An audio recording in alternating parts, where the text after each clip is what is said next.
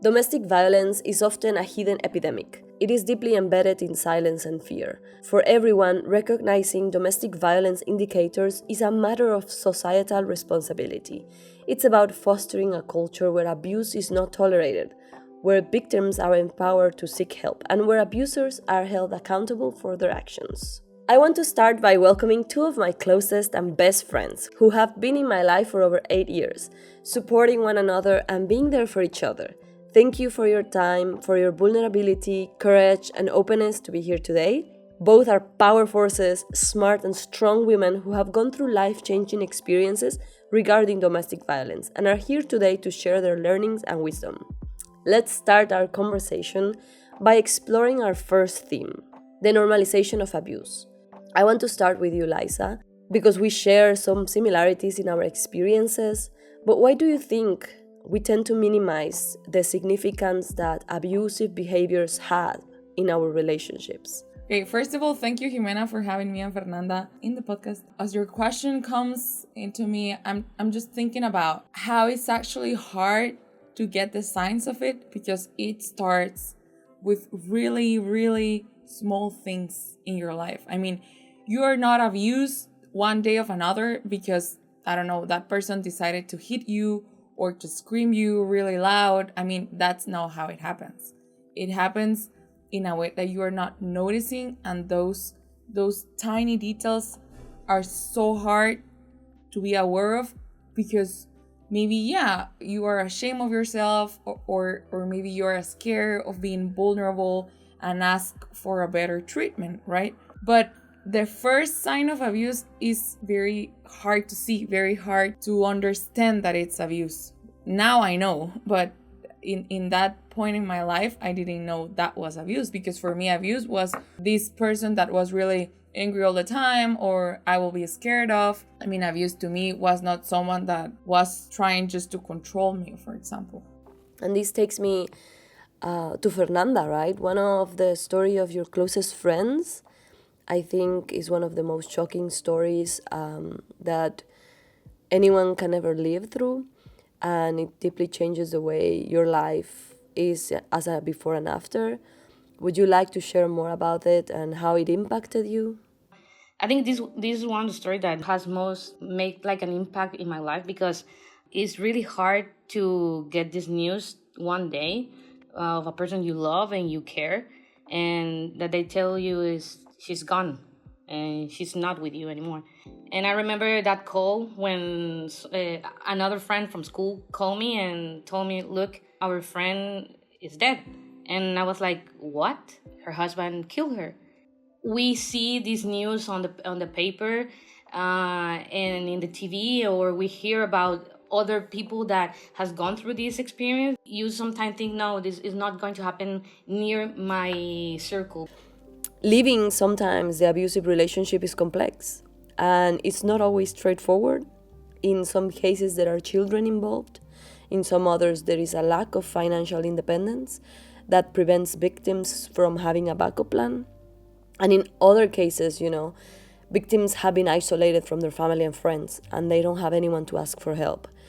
It's sometimes very hard, and it even reminds me of one time when I was with my first boyfriend. One of the main reasons I never denounced what happened to me was because I was an immigrant in another country, that I didn't feel comfortable and safe, in which I didn't trust police, and having to go through a process where I have to stay in another country, where I have to go through documentation, speaking up, like, of course, sometimes a sentence, and of course, sometimes reaching out to the legal officers and the legal institutions might help get more data, more statistics, and move things forward.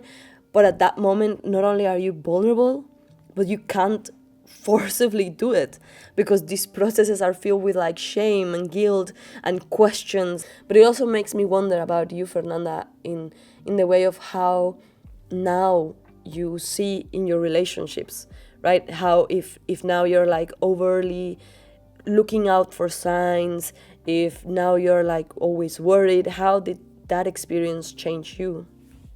I don't know. It changed my whole perspective. And what I think is the most important for me is like listen to your friends, what's going on in their life. just listen, because sometimes we tend to fill our conversations with talking, and we don't listen to the person that maybe is having the biggest struggle right now. So just listen to your friend. I think is very important the way that either we as friends or we as healthcare practitioners or we as police officers or we as social workers treat victims and survivors really says a lot of how we would be treating our friends, our family. And seeing each other as humans has a really great role in the way of the outcomes and how it will result. And this takes me to our final theme, which is the frustration of observing. Sometimes when you're a healthcare practitioner, a doctor, or someone as a friend, you're seeing everything through lenses.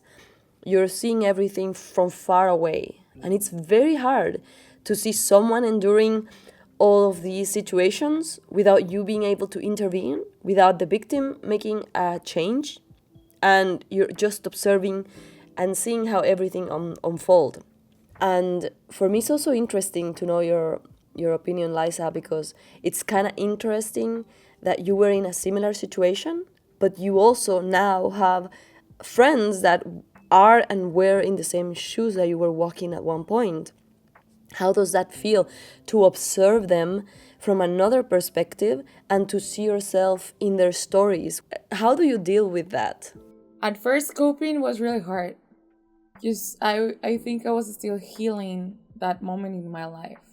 And actually, I do believe I just healed it. I mean, I still have things that I will think about at night, or I don't know, when I'm daydreaming, but the anger and the sadness is not there anymore. When you are seeing your other friends being in my shoes, it's really hard. And at first it was really, I will get really mad.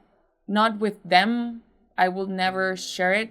I will want to scream like, come on, open your eyes. This is not the way things are supposed to be. At first it was really hard, but now I'm just seeing it with a lot of love and light. Because now I do understand what's happening inside her to let these type of things happening. And I would only feel peace because I'm already out of it.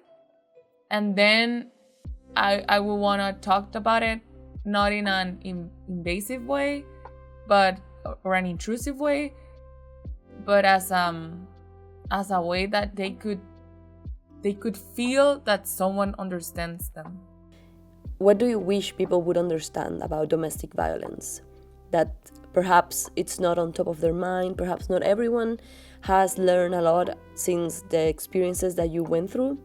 It's really common. It's important to talk about this, but not about the greatest cases we've heard about, but let's talk about the small details, the subtleties, how violence is really rooted into our culture. To remember that this type of violence is not just about physical violence. Like, you can include emotional and psychological, verbal, financial, sexual abuse, because it's mostly about understanding that it's about power and control, this type of situations, and understanding that support is critical, and that we all have a role in these type of problems. We need to be more self-aware about that. We all have a role in this situation to stop the cycle of violence. Men can be abused, children can be abused, elders can be abused, any sort of person that could be in a vulnerable position, let's say LGBTQ, let's say people with chronic conditions, let's say anyone who has to release control in any way of their identity, situation, or any area, can be a victim. Thank you very much, and thank you all for joining us in this episode.